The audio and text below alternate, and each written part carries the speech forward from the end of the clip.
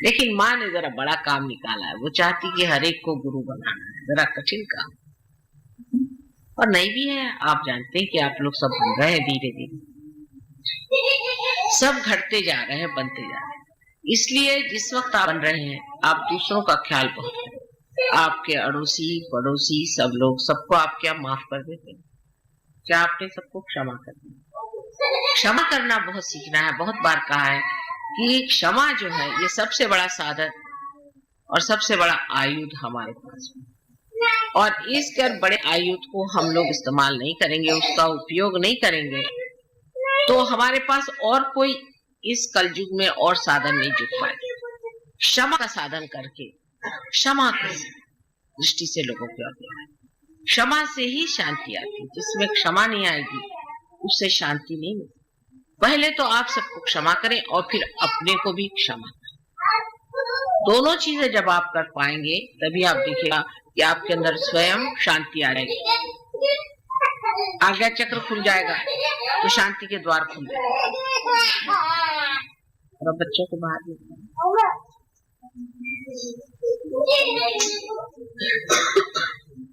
फूल नहीं फेंकते बेटा, बैठ जाओ एक। अब दूसरी बात जो मेरे सामने हमेशा रहती है और मैं आपसे कहती भी हूँ कि इस बनने में आपकी मेहनत जो है उसमें एक तरह का डिसिप्लिन आना पड़े। बहुत से लोग, माँ मुझे टाइम नहीं मिला, और फिर आप कहिएगा कि माँ देखो मुझे ये तकलीफ थी और ये मेरी तकलीफ ठीक नहीं हुई, मैं भी कह सकती हूँ कि मुझे टाइम नहीं था। चाहे मैं आपसे मिलूं या ना मिलूं, आपके लिए मेरे पास हमेशा टाइम रहता है। मेरा काम 24 घंटे का है, आपको सिर्फ अपना ही काम करने का है। इसके लिए आपको टाइम और डिसिप्लिन जरूर जोड़ो। इस शरीर को डिसिप्लिन के बगैर ये वैसी मोटर कार हो जाएगी जो सबको रौंदते चलेगी और न जाने किस गड्ढे में जाके गिर जाए। इसको डिसिप्लिन करने के लिए बहुत आसान तरीका है। पहले अपने की ओर देखें कि इसके अंदर दो शक्तियां जो चल रही हैं, एक तो इच्छा शक्ति और दूसरी कार्य शक्ति। इच्छा शक्ति जो है उसमें होना चाहिए, एक ही इच्छा होना चाहिए, शुद्ध इच्छा। शुद्ध इच्छा क्या है कि आत्माकार हम हो जाए, आत्मा से एकाकार, ये शुद्ध इच्छा। बाकी सब इच्छाएं आप छोड़ दीजिए इस वक्त, एक क्षण के लिए तो छोड़िए, और कुछ नहीं मां से मांगना, बस आत्मा से एकाकार है। एक ही शुद्ध इच्छा को मांगे, बाकी सब छोड़ दीजिए। ये होना है, ये चाहिए, वो चाहिए, घर चाहिए, मकान चाहिए, सब चीज छोड़ दीजिए। सब इस वक्त ये अपने मन में विचार करें कि एक शुद्ध इच्छा है कि परमात्मा से एकाकार होना है, हमें आत्मा से एकाकार होना, और हमें कोई इच्छा नहीं, क्योंकि कुंडलिनी इसी वक्त सब आपकी चले। और दूसरी क्रिया शक्ति में ये होना चाहिए कि जो कुछ भी हो वो सहज हमसे हो। सहज का मतलब लोग सोचते हैं कि हम बैठे रहें और हमारे गोद में चीज आ जाए। ये बड़ी गलत भावना हमारे अंदर सहज के बारे में है कि हम बैठे रहें और हमें सब चीज।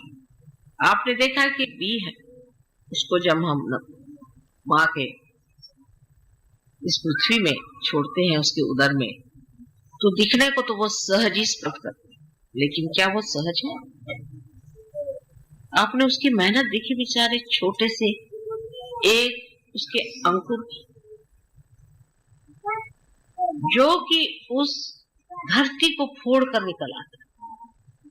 आपने उस छोटे से मूल मेहनत देखी, इसका एक छोटा सा सेल किनारे में होता है, आखिरी होता है, जो कितनी मेहनत से अपने को अंदर गाड़ता है। अब उसकी शुद्ध इच्छा क्या है? पेड़ को मैं गाड़ दूं जैसा, उसकी और कोई इच्छा आपने देखी? उसमें सिर्फ एक ही विचार होता है, किसी तरह से मैं जमीन के अंदर ऐसी जगह पहुंच जाऊं जहां से पानी या स्रोत को पहुंचा और वहां से पानी खींच करके मैं इस पेड़ को दे सकूं। और वो कुछ नहीं सोचता, मैं पत्थरों से लड़ता है, मिट्टी से लड़ता है, कोई उसे रौंदता है, कभी कुछ करता है, सब चीज से गुजरता हुआ धीरे धीरे बड़े विजडम के साथ अपना चलते जाता है। कोई पेड़ आया, कुछ आया बीच में तो उसके गोल घूम जाएगा, उसकी जड़ें आएंगी तो उसके गोल घूम जाएगा, और कहीं घर पे पत्थर होगा तो उसके भी गोल घूम के और अपना मार्ग बना। उसी तरह एक सहयोगी को बहुत सूझबूझ के साथ चलना चाहिए, समझदारी अपने ऊपर जिम्मेदारी के तौर पर लेकिन हम समझदार लोग, हमारे अंदर समझदारी जो है ये हमारा एक ब्रीद है, हमारा एक ध्येय है। समझदारी जो है उसको हम अपने ऊपर, जैसे कोई आदमी शान से तिलक लगाता है, ऐसे समझदारी का हमने तिलक लगाया और हम समझदार। समझदारी का मतलब है जो आदमी समझदार होता है वो टेंट्रम में नहीं जाता, बिगड़ता नहीं, छोटी छोटी चीजों के लिए फिसलता नहीं है और कहता नहीं कि ये चीज ठीक नहीं है, वो चीज ठीक नहीं। समझदारी से बड़प्पन की निशानी, मैच्योरिटी की निशानी। सहयोग में जो आदमी मैच्योर नहीं हो सकता वो सहयोग के लायक नहीं है। सहयोग के लायक आपको मैच्योर होना पड़ता है और समझदार। दिखने में चीज जितनी कठिन है उतनी नहीं। हमने छोटे छोटे बच्चों को भी देखा है सहयोग में बड़े समझदार और हर चीज को बड़ी समझदार से समझते। उसी तरह से आप में ये समझदारी का तिलक लग गया है कि आप सहयोगी हैं और समझती, और इसमें आपकी माँ की शान की बात है। जो ना समझ है उनके लिए लोग यही कहेंगे कि इनकी माँ ने कोई इनको शिक्षा नहीं दी, बिल्कुल बेकार। कहने को तो आदिशक्ति है और कुछ बच्चे देखो तो बिल्कुल बेकार। इस समझदारी को लेते हुए आज को अपनी ओर देखना चाहिए कि हमारे ऊपर इसका उत्तरदायित्व है, जिम्मेदारी है कि हम संसार के सामने एक समझदार इंसान बने। आज नया साल के इस शुभ अवसर पे मैं आपसे एक बात कहना चाहती हूँ कि आप सहयोग में हम लोगों बहुत मैच्योर, नए लोग आए, बड़ी खुशी की बात। उनके आगे जो पुराने सहयोगी हैं उनकी समझदारी आए हैं, अभी पार नहीं हुई। कुछ है, किसी में थोड़े वाइब्रेशंस आ रहे, किसी में नहीं आ रहे, कुछ कमी है, किसी में कुछ प्रॉब्लम है, कोई एक से ही ज्यादा पार हो गया है तो वो अपने को समझ बैठा है कि मैं बहुत बड़ा आदमी। सब तरह की गलतियां, आपने भी ये गलतियां करी है, उसको भूलना है। ये उनके प्रति एक तरह का बड़प्पन। बड़प्पन का मतलब नहीं कि नखरे करना या अपने को दिखाना कि हम बड़े आदमी। बड़प्पन का मतलब है एक तरह की पैटर्न फीलिंग, जो है पितृत्व की फीलिंग, मातृत्व की फीलिंग। इससे उनके और देखना, उनके प्रति प्रेम, जो कि माँ का आप प्रेम है उसी तरह का आपको प्रेम।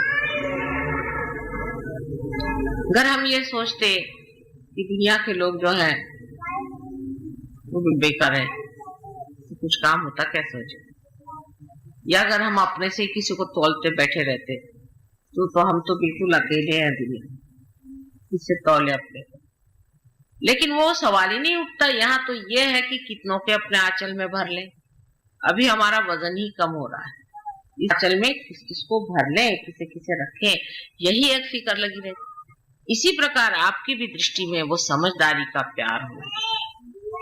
उसमें ये नहीं कि आप लोगों को कहे कि कोई आप बहुत बड़े अकड़ू खां हैं, लेकिन एक अत्यंत सरल सहज प्रेम भाव अपने अंदर रखना है।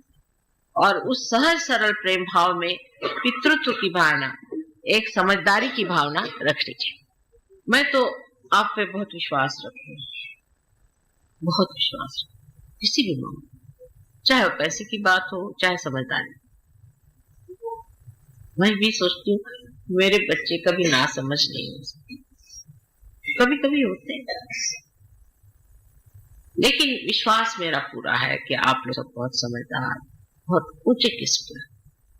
अब देखिए अपने देश में भी कितनी हालात खराब, ढूंढे से भी कायदे का एक आदमी। अब सहयोग में आने के बाद अगर आप अपने हालात ठीक नहीं करेंगे तो जैसे करोड़ों देश में पड़े वैसे ही आप होंगे विशेषकर। आपको एक विशेष रूप से होना है। अब बहुत से लोग ये कहेंगे कि माँ देखोगे आजकल कर बेईमानी नहीं करो तो पेट नहीं भरता। बात से आप छोड़ के देखो, परमात्मा के साम्राज्य में कोई भूखा नहीं। योगक्षेम वहाम्यम, योगक्षेम वाम्य, उसे कहेंगे योगक्षेम वाम। योग होने के बाद क्षेम की जिम्मेदारी हमारी है।